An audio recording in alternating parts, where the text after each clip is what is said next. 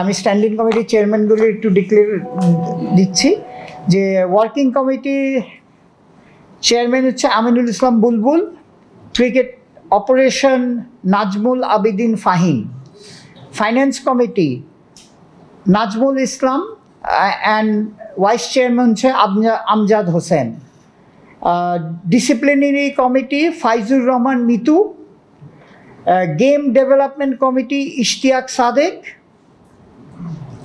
Tournament committee Ahsan Abir, age group tournament committee Asif Akbar, grounds committee হচ্ছে Aminul Islam Bulbul chairman and vice chairman Rahat Shams, facility management committee Shanian Tanim, umpires committee Iftekhar Rahman, marketing and commercial committee MD Sakhawat Hossain, medical committee MD Monjurul Alam, tender and purchase committee chairman Abul Bashar and vice chairman Hasanuzzaman, media and communication committee chairman Amjad Hossain, audit committee chairman Moksisur Rahman, women's wing committee chairman Abdur Razzak, logistic and protocol committee chairman Yasir Mohammad Faisal, security committee Mehrab Alam Chowdhury, CCDM হচ্ছে আদনান রহমান দীপন এবং Faizur Rahman Mithu, physical challenge committee Zulfiqar Ali Khan, high performance committee Khaled Mashud Pilot, Bangladesh Tigers Faruk Ahmed, চলো উড়াই খুশি তুলে নিয়ে হাত cheer up চলো উড়াই খুশি হাই পারফরমেন্স টাইগার্স হচ্ছে রাহাত শামস এবং ওয়েলফেয়ার কমিটি হচ্ছে মকসুদুর আলম বাবু। এই হচ্ছে কমিটি করা হচ্ছে। এটার সাথে আপনার এটার সাথে আমাদের বিপিএল গভর্নিং কাউন্সিল কনস্ট্রাক্ট করা হয়েছে। একটা হচ্ছে আমিনুল ইসলাম বুলবুল, উনি হচ্ছে চেয়ারম্যান, আর মেম্বার সেক্রেটারি হচ্ছে ইফতেখার রহমান। তো এইটা আপনার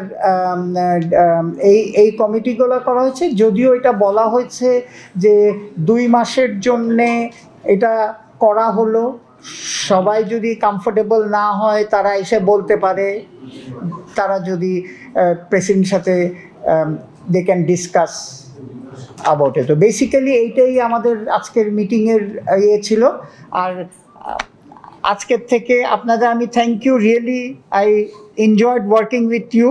সো আমাদের নেক্সট মিডিয়া কমিটির চেয়ারম্যান আমজাদ, হ্যাঁ, তো আমার মনে হয় he is a able leader to take over. হ্যাঁ, আপনাদের কোনো কোয়েশ্চেন থাকলে জিজ্ঞেস করতে পারেন এখানে যাদের কাছে আছে। হ্যাঁ, কথা বলছিলেন যে আপনারা যত কাউন্সিলর আছে বিভিন্ন কমিটিতে তাদেরকে আপনারা অ্যাকোমোডেট করবেন। যতদূর শোনা গেছে যে আপনারা বিভিন্ন জায়গায় প্রপোজালও পাঠিয়েছেন হওয়ার জন্য। সার্টেনলি তামিম ইকবালের কাছে কোনো প্রপোজাল দিয়েছেন?